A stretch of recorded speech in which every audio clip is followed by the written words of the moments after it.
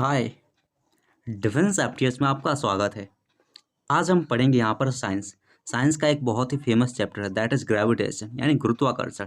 यहाँ पर हम हिंदी और इंग्लिश मीडियम वाले जो बच्चे हैं उनके लिए भी बहुत ज़्यादा इंपॉर्टेंट होने वाला है। वैसे मैं यहाँ पर एनडीए की तैयारी करवाऊँगा, बट यहाँ पर ये जो चैप्टर होगा that is also important for the CDS. Okay, so यहाँ पर जो भी एग्ज़ाम देने वाले हैं 2023 में, जो कि इसका फर्स्ट एनडीए का एग्ज़ाम होगा इस साल का, उसमें जो भी अपीयर होने वाले हैं उनके लिए बहुत ज़्यादा इंपॉर्टेंट होने वाला है ये वीडियो। ओके, सो वीडियो में आगे बढ़ने से पहले मैं अपने बारे में बता दूं तो मैंने एनडीए को 3 टाइम्स क्लियर किया हूं। So I have a lot of experience how to clear your written exam of NDA. Okay, so start करते हैं। यहाँ पर मेरे होंगे कुछ प्रीवियस ईयर क्वेश्चन जो कि एनडीए के होंगे, और इसके साथ साथ हम इसके बेसिक्स पे जो भी कॉन्सेप्ट होंगे उसको साथ साथ पढ़ते जाएंगे। ओके, सो वीडियो के लास्ट तक बने रहना। ओके, सो स्टार्ट करते हैं।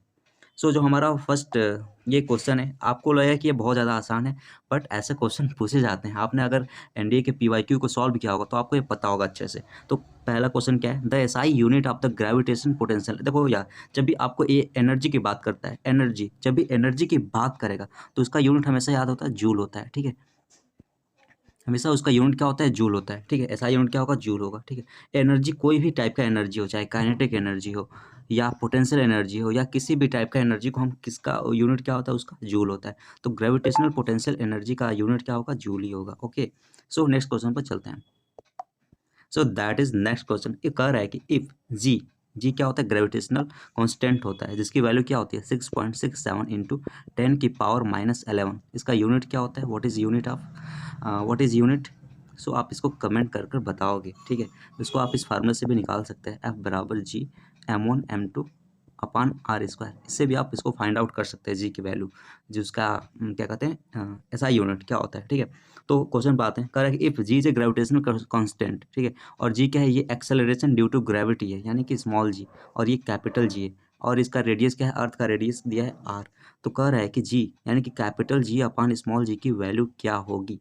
तो याद रखना, हमेशा चीज़ याद रखना, ये जो कैपिटल जी होता है और स्मॉल जी, तो इसका हम वैल्यू निकाल देंगे। यानी जी की एक आपको फार्मूला याद होगा जो रिलेशन बताता है कैपिटल जी और स्मॉल जी में। तो कहता है क्या कि जी इक्वल टू क्या होता है, जी एम बटा में आर स्क्वायर। ये हमारा फार्मूला होता है। स्मॉल जी इक्वल टू, अगर रिलेशन अगर पूछ दिया जाए तो ये भी होता है, small g equal to capital G, m क्या है, मास ऑफ अर्थ, और आर है हमारा रेडियस ऑफ अर्थ। तो हमें किसकी यूनिट निकालना है, किसका हमें वैल्यू निकालना है, तो इसको हम अगर नीचे कर देते हैं तो जी अपान जी इक्वल टू क्या होगा, कैपिटल जी इक्वल टू क्या होगा, एम अपान आर स्क्वायर होगा। तो इसका हमें क्या पूछ रहा है, उल्टा पूछ रहा है, तो क्या होगा, r square upon m. M तो कौन सा ऑप्शन, ये ऑप्शन इज करेक्ट ऑप्शन। देखो ऐसे छोटे-छोटे क्वेश्चन पूछे जाते हैं। अगर आपने पहले अच्छे से साइंस को पढ़ा होगा तो आपके लिए क्वेश्चन बहुत ज़्यादा मायने नहीं रखते, बहुत आसान होते हैं ग्रेविटेशनल क्वेश्चन। ओके, सो अगला क्वेश्चन है, correct if the distance of two particles, यानी कि ये पहला पार्टिकल है और ये दूसरा पार्टिकल, अगर इसके डिस्टेंस को इंक्रीज कर दिया जाए, यानी कि पहले यहाँ पर था अब इसको दूर दूर कर दिया गया। ठीक है, तो कह रहा है कि इसका ग्रेविटेशनल फोर्स पर क्या इफेक्ट पड़ने वाला है। तो इफेक्ट क्या होगा, तो जब भी अगर कोई भी वस्तु को दूर दूर रख दिया जाता है तो उसके बीच की एनर्जी क्या होती है, क्योंकि हमारा फार्मूला क्या होता है, तो उसके जो बीच का फोर्स होता है वो कम हो जाता है। क्यों होता है, क्योंकि फार्मूला क्या होता है, F equal to G m1 m2 upon क्या होता है, आर स्क्वायर। यानी कि आर के क्या है, ये इनवर्सली प्रोपोर्शनल है। यानी कि अगर हम डिस्टेंस को बढ़ाएंगे तो फोर्स क्या होगा, डिक्रीज करेगा। यानी कि अगर इसको हम डिस्टेंस को ऊपर करेंगे यानी कि बढ़ाएंगे तो क्या होगा, ये घटेगा फोर्स। तो क्या होगा, ये जो फोर्स और ग्रेविटेशनल फोर्स क्या होगा, वो डिक्रीज करेगा। तो B option is correct option. Okay, so ऐसे क्वेश्चन आसान आसान पूछ लिए जाते हैं। सो अगला क्वेश्चन क्या है, अगला क्या है, according to the Kepler of motion the planet orbit around the sun is. देखो आपको अगर ये नहीं पता तो फिर भी जान लो कि जो हमारे प्लानिट होते हैं वो एक इलिप्टिकल पाथ को फॉलो करते हैं। यानी कि सूर्य हमारा कुछ यहाँ पर होगा, यानी कि जो अगर आपने इलिप्स पढ़ा होगा तो उसका एक फोकाई होता है, फोकस होता है। तो यहाँ पर एक सूर्य होता है और इसके और ये क्या करते हैं, ये जो प्लैनेट होते हैं वो चक्कर काटते रहते हैं, यानी कि उसका क्या होता है, इलिप्टिकल ऑर्बिट होता है। तो कौन सा ऑप्शन सही होगा, C option is correct option. ना सर्कुलर नहीं होता, पैराबोलिक भी नहीं होता, तो क्या होता है, ये इलिप्टिकल ऑर्बिट होती है हमारी। इसमें 2 सन भी एग्जिस्ट कर सकते हैं, बट हमारे पास एक ही सन है। ओके, और एक चीज़ और जान लो, अगर आपने ज्योग्राफी अगर पढ़ रहे हो तो ये आप याद रखना कि जो सूर्य से सबसे लंबी दूरी होती है, यानी कि कब होता है वो, ठंडी के दिनों में, जब हमारी जो इंडिया में ठंडी पड़ती है उस समय क्या होता है, सूर्य सबसे दूर होता है। ठीक है, तिरछी किरणें पड़ती है। तो उस कंडीशन को क्या कहते हैं, क्या कहते हैं, एपीहेलियन। ठीक है, यानी एपीलियन क्या है, दूर लंबी डिस्टेंस, और जब सबसे क्लोजेस्ट डिस्टेंस को क्या कहते हैं, पेरिहिलियन। ठीक है, एपीलियन और पेरिहिलियन कंडीशन को आप जान, यानी कि एपीलियन क्या होता है, लॉन्गेस्ट डिस्टेंस यानी सबसे ज़्यादा लंबी दूरी, और पेरिहिलियन मतलब छोटी। ओके, सो अगला देखते हैं।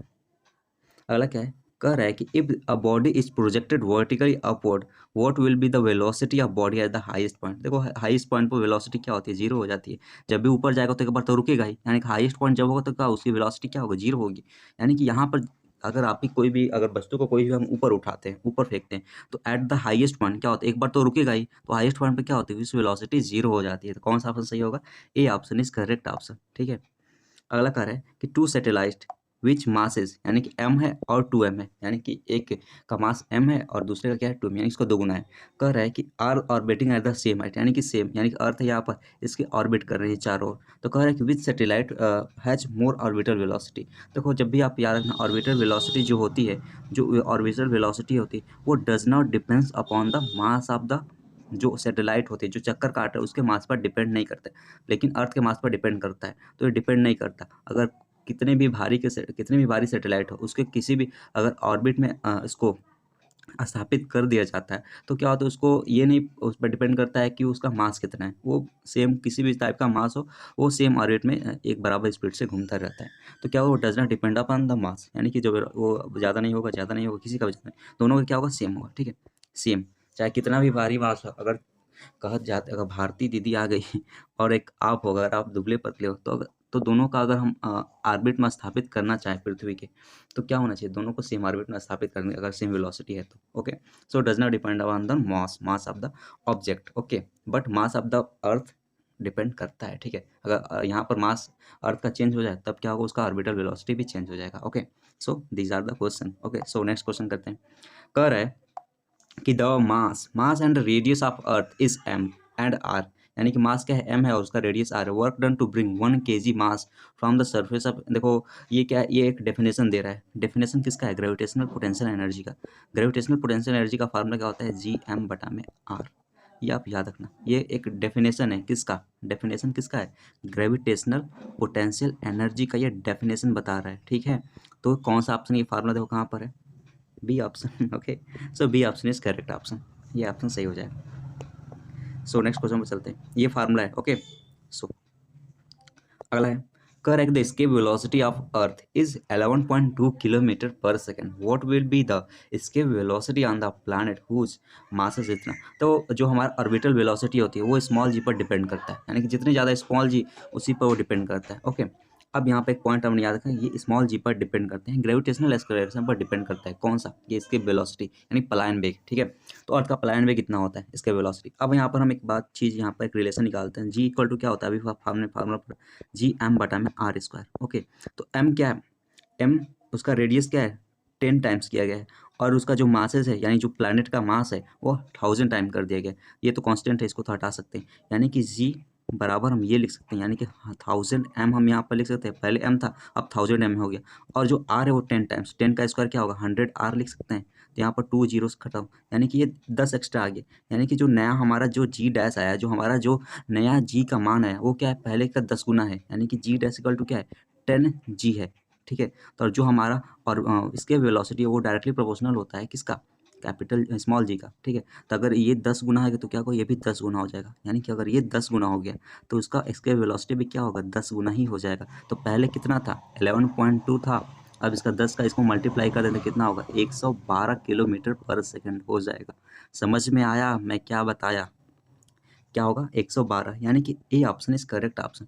ये समझ में आया मैंने क्या किया, हमें ये पता है कि जो इसके वेलोसिटी का हमें फार्मूला नहीं पता, मान लेते हैं। ठीक है, इसके वेलोसिटी का फार्मूला नहीं पता, लेकिन ये हमें पता है कि जिसकी वेलोसिटी जी पर डिपेंड करता है। ओके, अगर जी पर डिपेंड करता है तो हमें जी डैश पता करना पड़ेगा कि ये अगर ये 1000 टाइम करते हैं, अगर इसको 10 टाइम्स करते हैं तो चेंजेस क्या आ रहे हैं। ओके, सो आपको यही पता करना, अगर ये पता चल गया तो ये हमारा कितना आया था, 10 टाइम्स ज़्यादा था, तो हम 10 टाइम्स ज़्यादा था, इसमें 10 का मल्टीप्लाई कर देंगे।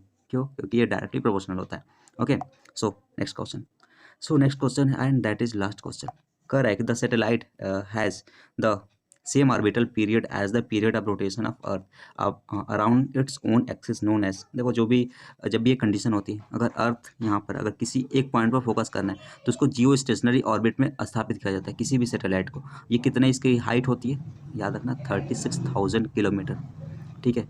किलोमीटर की हाइट पर जो जियो स्टेशनरी सैटेलाइट होता है उसको स्टैब्लिश किया जाता है, स्थापित किया जाता है, ठीक है। तो ये कौन सा बात कर रहा है, कोई अगर एक पॉइंट पर फोकस कर रहा है, अगर जो उसका टाइम पीरियड है अर्थ के रोटेशन के बराबर है, तो क्या होगा, वो जियो स्टेशनरी सैटेलाइट होते हैं। ओके, सो ये हमारे 10 क्वेश्चन थे। ये 10 क्वेश्चन केवल 10 क्वेश्चन ही नहीं थे, बहुत कुछ था यहाँ पर। अगर आपने यहाँ पर इसको पूरा कंप्लीट देखा, that is very important for your end exam. Okay, so bye, जय हिंद। और इस तरह से पढ़ते रहो, कल भी हमारा नेक्स्ट वीडियो आ जाएगा। ओके, सो पढ़ना स्टार्ट तो करो, 30 दिन टाइम है। बाय।